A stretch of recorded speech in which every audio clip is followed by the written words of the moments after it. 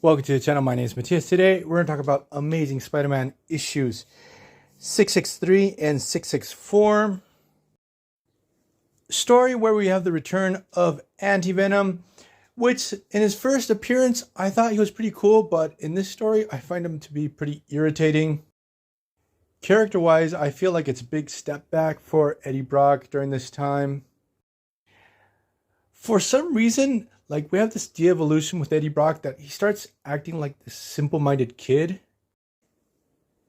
He got so irritating to the point that in the story I started to skip over some of his dialogues.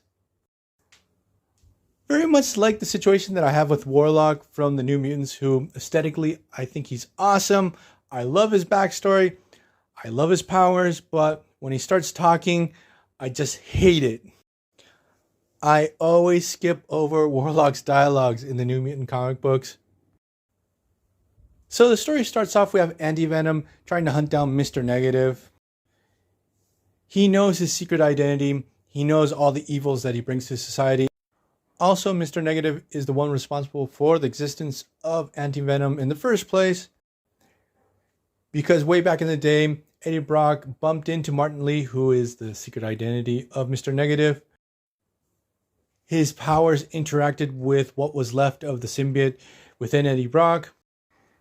This led to the birth of Anti-Venom. We also get another new character from this time who's called Wraith. I'm not sure if this is the second version of this character, but she is also hell-bent on taking down Mr. Negative. This leads to Anti-Venom and Wraith crossing paths when they're taking down Mr. Negative's enforcers. Then the story focuses on Peter Parker. And I love that they have this dedicated page to the fact that during this time, he was on the Avengers, also in the Fantastic Four. He was working for Horizon Industries. Also, he's living the life of a single dude. He has started dating again. Now, in general, with Dan Slott's run on Spider-Man, I just remember that everything was just pure gold.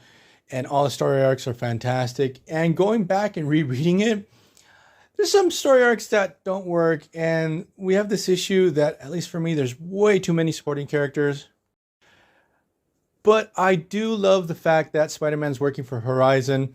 And he's really growing as a scientist. We get a great couple of pages where Peter Parker is just ecstatic over the fact that they actually published an article of a scientific investigation that he's working on. Growing as a character. Also, we have Aunt May working at that soup kitchen, helping the poor. Unknowingly working for Mr. Negative's alter ego, Martin Lee. And I think I'm mispronouncing Martin's last name. I'm very sorry because it's not Martin Lee, it's Martin Lee. I am profoundly dyslexic, so sorry if I improvised on that last name there. So what happens is Anti-Venom actually attacks Martin in broad daylight. Spider-Man jumps into action because at this moment, he didn't know that Martin and Mr. Negative were the same person. So Dan Slott's not committing the mortal sin of the superhero misunderstanding. The thing is that Martin is able to escape, and Anti-Venom is flipping pissed off with Spider-Man. He actually captures him. So Anti-Venom actually tells Spider-Man, look, I'm going to web you up, keep you out of my business. I'm going to take down Martin Lee. He is Mr. Negative. Spider-Man doesn't believe him. And actually something pretty cool happens in this moment of the story where Anti-Venom tries to remove Peter Parker's mask, and it seems to be stuck to his face. And Spider-Man actually tells Anti-Venom, look, I use my sticky powers, the ones that allow me to crawl, to keep my mask on so no one can remove it. I'm like, okay, that oddly makes sense and really works. So Anti-Venom goes out to hunt down Mr. Negative, and we get this pretty funny moment with Spider-Man.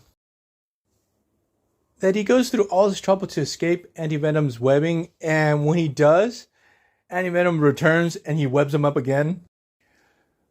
But now Eddie Brock takes Spider-Man on his mission. He's like, I'm going to prove my point. I'm going to show you off that Martin is a scumbag. He's Mr. Negative.